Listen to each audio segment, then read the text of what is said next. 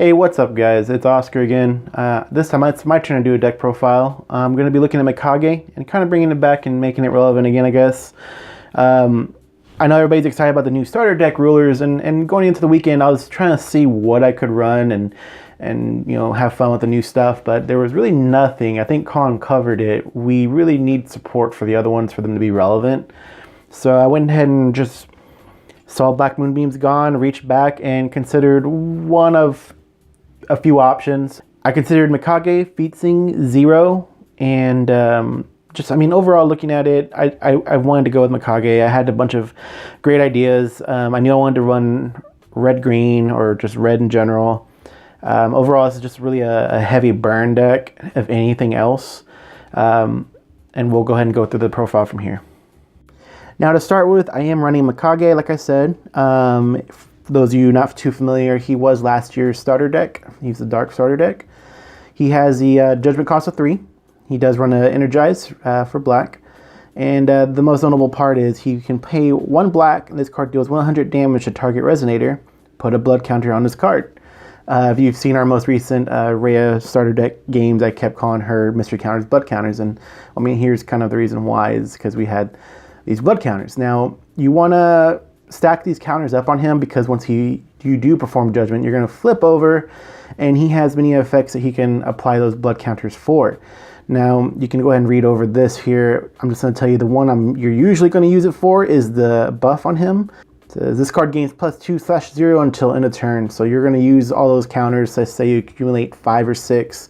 He now jumps up to about 1,000 or 1,200, and he already has a base attack of 9. So you can say it was 12 and now you're at 21 and you're swinging with flying. We do have ways to give him swiftness, since, you know, ley routine is not just banned but rotated, and we'll go over that here one by one.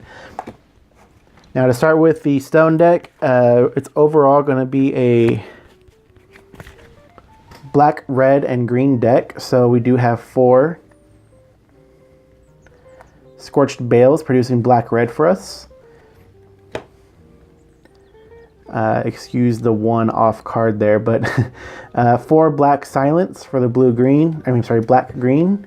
And then originally I was trying to run, sorry I'm grabbing this and it's sounding noisy. I was trying to run this from the Vingolf set. I hate putting counters on cards like this and having to keep track of producing black or red and everything. So while I ran this over the weekend, our locals tournament, I have since removed it, and you'll see that in a game that me and Colin played, featuring this deck against his. And I went ahead and chose this as an option. The reason being is, in all my games, I was generally very effective in maintaining my life, to where it's not an issue to pay 300 to have these come in recovered. And in my opinion, you always want to pay the 300 to have them come in recovered, because even if you're not going to use them immediately, going back into your turn after your opponent passes, you can easily tap them for pinging them for damage, since they do produce black. The cool part is also the effect. Your opponent would remove the top card of their main deck. It seemed like a bit of a bonus to really bring in the reasons for throwing these in. So, of course, you have options of doing whatever you'd like.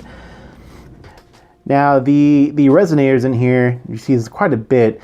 When I built this deck, I just kind of put it together last minute, head to the tournament. I actually did not realize how Resonator heavy I had created this for being a black deck. Usually people just try to run control. This is more of, like, I guess, an aggro deck.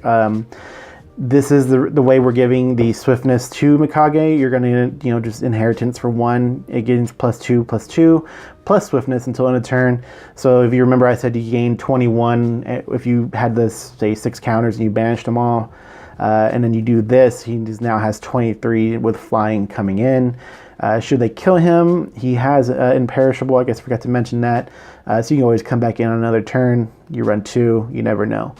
It's a great card, 1 cost red. It comes into play a lot. It also comes into misplay a lot. I had several games, there's 2 against Fox I had, and 1 against Colin, our video we recorded, where I accidentally Judgment with all the wrong cost color cards. I come into play with Mikage, I banish counters, and I realize, oh, I only have a black silence up producing black green. I can't play this for swiftness. I screwed up. Should you not mess up as bad as I do, then you should be good to go. Now I do have, for blocking flyers as well as drawing cards, 3 of the Divine Bird of Attoractia. For more drawing cards, obviously Tama is go-to. Also is great for sacking, doing 2 damage somewhere. In case you're pinging for some damage, they attack. Maybe they killed one of my Sylvia you're about to see here. And you need 2 more damage. It's great to sack it out. I do run 3 Sylvia. I could run 4, but I wasn't trying to go too heavy on it. Everything seems to flow well for me in this deck, so I'm kind of going to keep it this for now. She's great for you who are not familiar. Again, swiftness.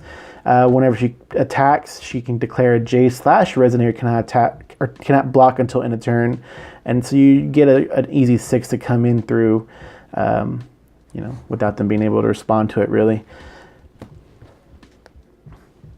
The obvious is Taro, 2 cost black, and he's just, you ping somebody for damage, you have him come into play, and then next thing you know he's destroying them should they allow it to happen. Khan did pretty good blocking that from happening, either by canceling it or buffing his, no, not buffing his, yeah, he did something to get around it, I forget. Now I do run 1 Fiethsing. The reason behind this one is to do one of 2 things, either to bounce this back into hand on a later turn, so I can easily destroy something else, or to bounce Sylvia back into turn. I'll come back to why I'm bouncing that Sylvia right here in a few seconds. I really don't use her inheritance ability, which her inheritance ability is same cost as what she costs to come to play, so 1 green and a void. Target J Resonator gains +6/+6 until end of turn, and you would search for her monocle, which I don't run in this deck. I do run 4 Melfees. This was mostly because I wanted to help, say, on my opponent's turn, have her essentially torrent ability. It's not a torrent ability, but have her ability go off so I could prevent damage from, say, a Resonator if I wasn't able to kill it right away and my opponent protected it for some reason.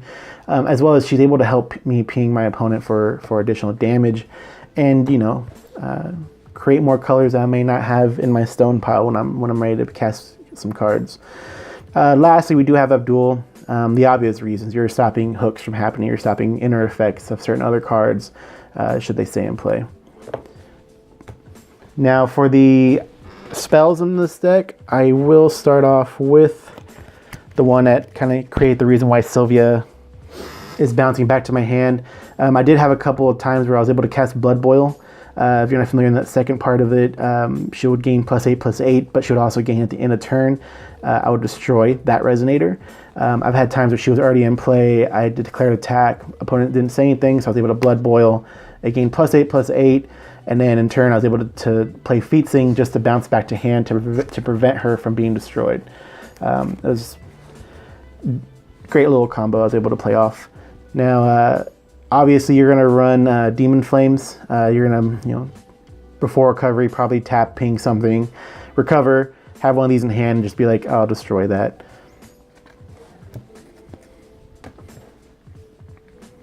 I do run Severing Winds. I only run 3 because I only own 3. Should I have had 4, I would have accommodated for maybe running 4 by removing something else. What would I have removed? Honestly, I'm not really sure. Maybe a Tama. I do run 4 Lightning Strikes. Easy damage.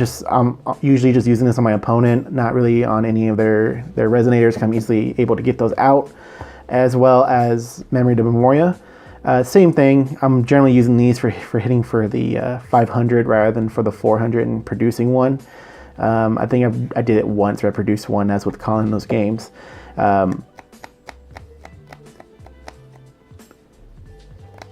In a perfect world, when you're playing against your opponent, you're slowly pinging them, or not pinging them, hitting them for the 500s with this and Lightning Strikes. Maybe swinging in for Sylvia like once or twice.